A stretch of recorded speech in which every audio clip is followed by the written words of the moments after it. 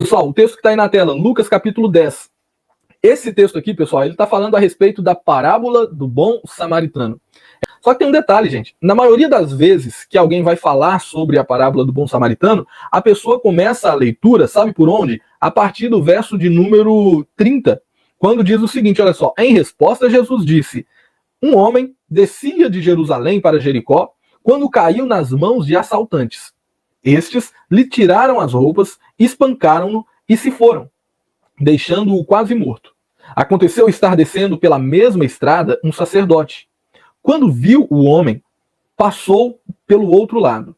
E assim também um levita, quando chegou ao lugar e o viu, passou pelo outro lado. Mas um samaritano, estando de viagem, chegou onde se encontrava o homem, e quando o viu, teve piedade dele, aproximou-se, enfaixou-lhe as feridas, derramando nelas o vinho e o óleo. Depois colocou sobre o seu próprio animal, levou-o para uma hospedaria e cuidou dele. No dia seguinte, deu 2 denários ao hospedeiro e lhe disse, cuide dele. Quando eu voltar, pagarei todas as despesas que você tiver. Jesus conta essa parábola aqui, as pessoas na maioria das vezes leem a parábola até aqui e começam ela a partir do verso 30, leem do 30 ao 35. Só que tem um detalhe, irmãos.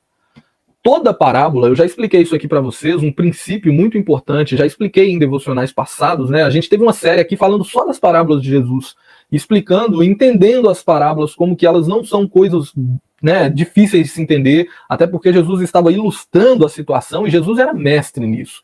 Jesus, ele teve uma mente ímpar, ele veio e quando alguém perguntava, ele trazia uma aplicação, uma ilustração de forma que a pessoa compreendesse e quando nós compreendemos também a gente fica boquiaberto, porque é muito lindo, né?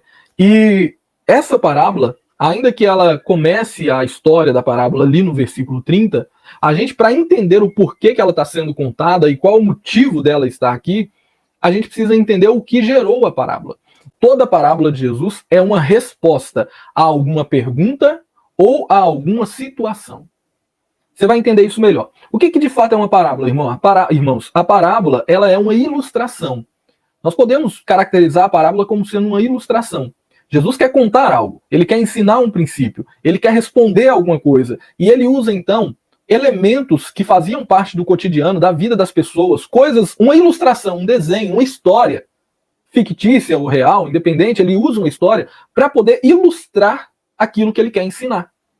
Então, ele não contou essa parábola para que nós fizéssemos como a maioria dos pregadores, talvez desavisados, pegam e fazem com ela. Você provavelmente já ouviu a parábola do bom samaritano, pregada mais ou menos dessa forma, que o bom samaritano representa Jesus, que aquele homem caído na estrada, todo machucado, representa cada um de nós, que fomos, né, destruídos, entre aspas, pelo pecado.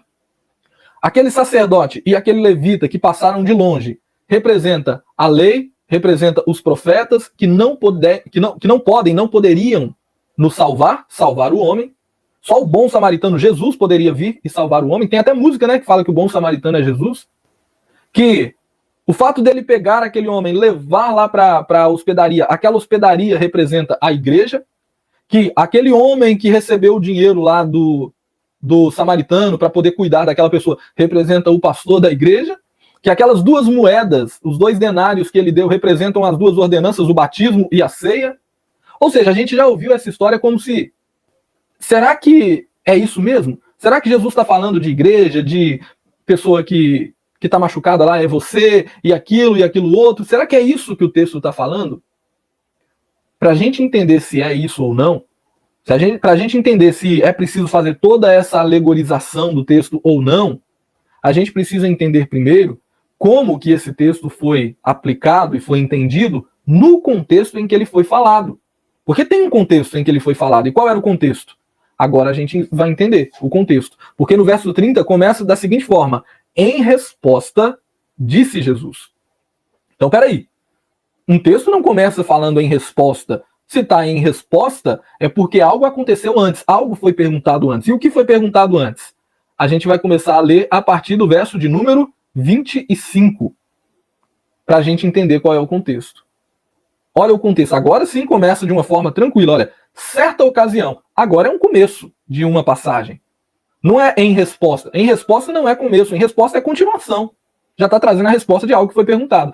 Agora, certa ocasião já é início. Então aqui começa o contexto que vai desembocar na parábola. E como que diz esse contexto? Olha só, certa ocasião, um perito na lei levantou-se para pôr Jesus à prova e lhe perguntou. Vamos entender o contexto então. Jesus está num certo lugar, numa certa ocasião, e alguém se levanta para colocá-lo à prova. Esse alguém é um perito na lei, um mestre da lei, um homem que conhecia os detalhes da lei. Ele entendia tudo a respeito da lei. E ele se levanta com uma motivação, irmãos, que não é das melhores. Ele se levanta com o intuito de, eu vou fazer uma pergunta e vou colocar Jesus à prova. Eu quero ver se ele é bom mesmo. Ou seja, não é a melhor das intenções. A pergunta dele não estaria sendo completamente sincera. Ele estava fazendo uma pergunta de forma capciosa para tentar provar a Jesus, para tentar fazer com que Jesus tropeçasse em suas palavras. Porque na mente dos mestres da lei, peraí, se ele diz que é mestre, vou ver como que ele vai se sair dessa pergunta.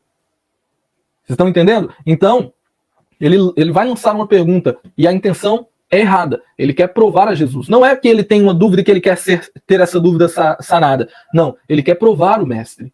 E olha o que ele pergunta para Jesus. Mestre, está no verso 25 ainda. O que preciso fazer para herdar a vida eterna? Irmãos, essa pergunta dele parece simples, mas nessa pergunta dele há um erro tremendo, teologicamente falando. Que erro é esse? Ele está falando aqui sobre vida eterna e ele está falando aqui sobre herança. Vida eterna e herança. Mestre, o que eu preciso fazer para herdar a vida eterna? Só que na hora que ele coloca herdar e vida eterna, ele linka essas duas coisas, o herdar a vida eterna, com fazer algo. Na mente dele, ele tem que, é necessário fazer algo para ser salvo. É necessário é como se fosse assim, olha, se justificar para ser salvo. É necessário que você faça alguma coisa para a sua salvação acontecer. Nós já sabemos que a salvação é um ato exclusivo de Deus, que nós somos salvos pela graça, não pelo que nós fazemos, mas pelo que Jesus fez. Mas ele não tinha essa compreensão. E a pergunta dele traz embutida um legalismo tremendo, que seria, o que eu preciso fazer? Porque se você me falar o que precisa ser feito, eu faço e vou herdar a vida eterna. Só que tem um detalhe, ele está falando de herdar e vida eterna. A vida eterna, se ela é herdada, não tem como você fazer nada para recebê-la. Sabe? É herança. Por exemplo, imagine que um rapaz, ele nasce numa família de um homem muito rico. E o seu pai agora morre. A herança do seu pai passa para ele sem ele precisar ter feito nada. Não, mas ele escolheu nascer naquela família? Não, ele não escolheu. Ele escolheu falar, olha, é esse aqui que vai ser meu pai porque ele vai ter muito dinheiro e vai me deixar uma herança. Então, como eu quero aquela herança, eu quero esse pai. Não, ele não escolheu, ele não teve esse direito, não. Ele simplesmente herdou, de graça. Ele não precisou fazer nada para herdar, ele não precisou escolher a família, ele simplesmente herdou. E assim acontece com a vida eterna. Não é pelo que nós fizemos, mas pelo que Jesus fez. E quando ele traz essa pergunta, mestre, reconhece Jesus é mestre? É. Mas o que eu preciso fazer? Vamos lá, o que eu preciso executar para herdar a vida eterna? Então, ao mesmo tempo que ele se diz ser um mestre da lei, um conhecedor da lei, ele se mostra um ignorante quanto ao principal ensino que Jesus vem trazer, que é o ensino da justificação pela fé. Olha só o que acontece. Verso de número 26. O homem chegou perguntando para Jesus, o que eu preciso fazer para herdar a vida eterna? E Jesus responde para ele, já que ele era mestre da lei, né? O que está escrito na lei? Respondeu Jesus, como você a lê? Jesus, então, diante da pergunta daquele homem, ele pergunta para o homem agora, ele responde perguntando, falando, beleza, você quer saber o que precisa fazer para herdar a vida eterna? Me fala o que está escrito na lei, já que você é um perito da lei. Como que você interpreta a lei? Como que você a lê? Me conta.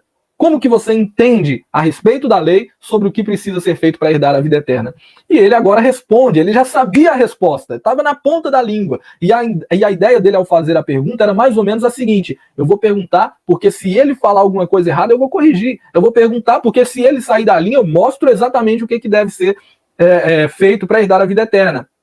E aí ele responde já prontamente, olha no verso 27, ele respondeu, ou seja, o mestre da lei respondeu, ame o Senhor, o seu Deus, de todo o seu coração, de toda a sua alma, de todas as suas forças e de todo o seu entendimento, e ame o seu próximo como a si mesmo.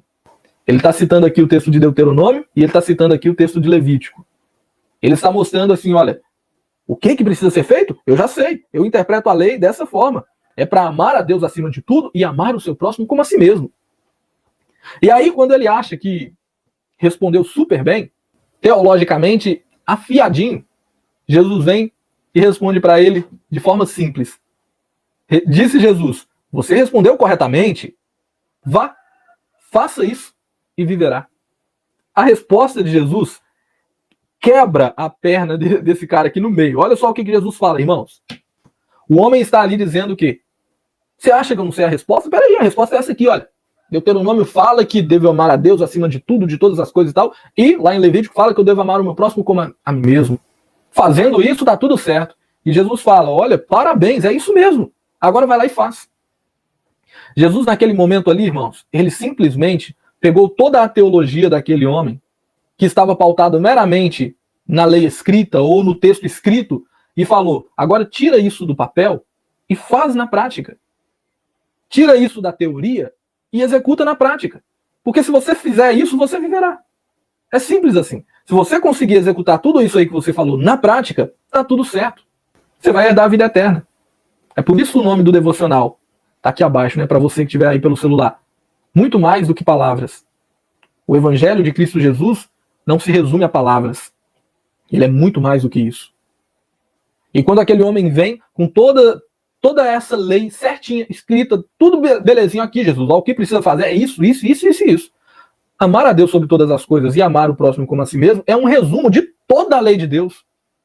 Nesses dois preceitos mais importantes, resume-se ou cabe toda a lei de Deus aí. E quando a pessoa faz tudo isso, ela não precisa ser julgada, porque ela vai ser perfeita. Só que quem é que faz? É como se Jesus estivesse falando com ele o seguinte, olha, se é simples, é só fazer isso aí, vai lá e faz. E vai estar tudo certo, sua resposta está certa, não está errada. Mas é só você fazer agora. Era a forma de Jesus falar, olha, na teoria é muito simples, na teoria é muito fácil, é isso aí mesmo. Vocês têm a lei, vocês têm a palavra há muito tempo. Agora, ninguém consegue fazer. É por isso que o Salvador precisou vir. Porque só ele conseguiu cumprir todos os preceitos da lei. Tudo. Porque nós sempre fracassávamos. Nós sempre desonrávamos a Deus. Nós sempre fazíamos algo que feria o nosso próximo.